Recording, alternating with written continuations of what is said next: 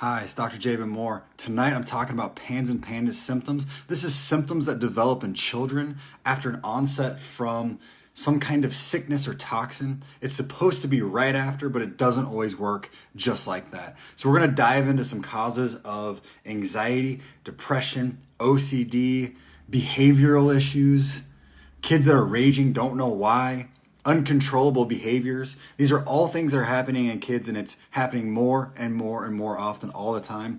And it can become a situation that gets totally out of control for no reason. So what we're going to be talking about today is we're going to be talking about the fact that there's a onset, there's a relapse, there's triggers, and then there's things that can suppress it. And we're going to go through all the symptoms of PANS and PANDAS. So if you've got a kid that is dealing with any behavioral issues, bowel issues, disruptive behavior, listen up. If you know somebody, invite them to True Healing Strategies. Make sure they hear this video, because your kid's not just acting out because you're a bad parent or they're a bad parent. There are a lot of other reasons out there that can be affecting children. So listen up. Here we go. I'm going to list off a bunch of symptoms.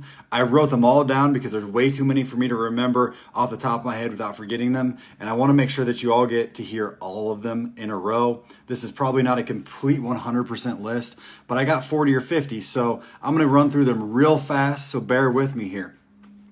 It's a loss of skills or development, handwriting deterioration, loss of academic skills in math, writing, or reading, a reduction in speech, bedwetting, general anxiety, separation anxiety, unfounded, irrational fears, constant worry to confess, collections or hoarding, panic episodes, rage, aggression, irritability, depression, mood swings, suicidal thoughts, heightened sensitivity to sound, light, taste, or texture, self-restrictive diets on their own, food avoidances, sensory aversion to clothing.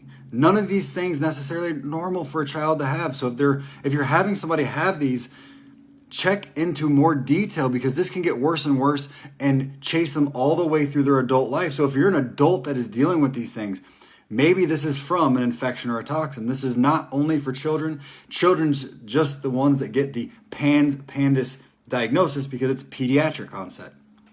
All right, sensory aversions where we left off. Confusion, baby talk, lack of ability to be still, not necessarily tics, verbal tics, auditory, different hallucinations, also body tics, self-harming behavior, self-hitting, head-banging, slapping, and I mean slapping themselves, socially inappropriate, doesn't understand cues, hallucinations, OCD behavior, ADHD, personality change, increasing urination, bowel, constipation, diarrhea, multiple food sensitivity, stomach pain, irritability, insomnia, weak immune system, or total opposite, never ever get sick because their body cannot mount an immune reaction.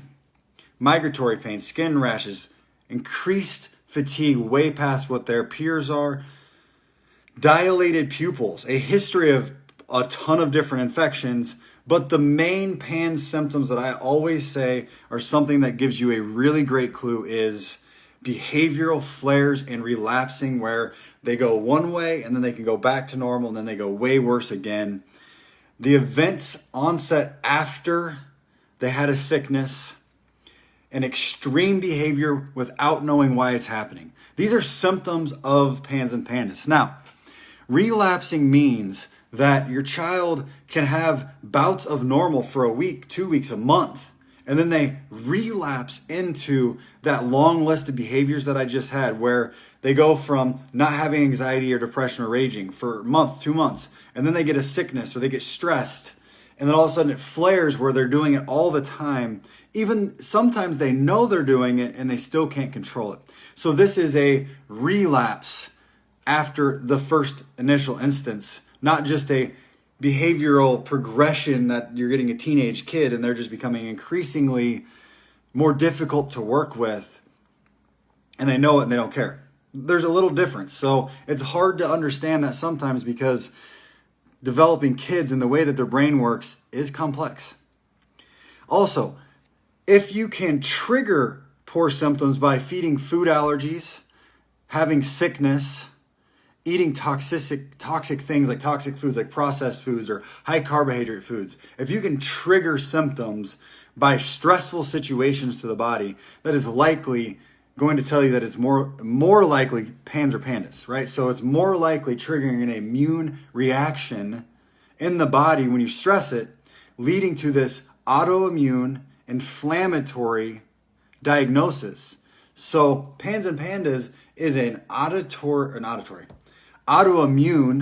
encephalitis of the brain, or an autoimmune condition. The body's immune system attacks the body, in this case the brain, creating inflammation that leads to all the symptoms that I've already listed, and I'm not going to go back through right now because you can just hit replay. And if you're watching right now, you're going to be able to replay it as soon as it's posted.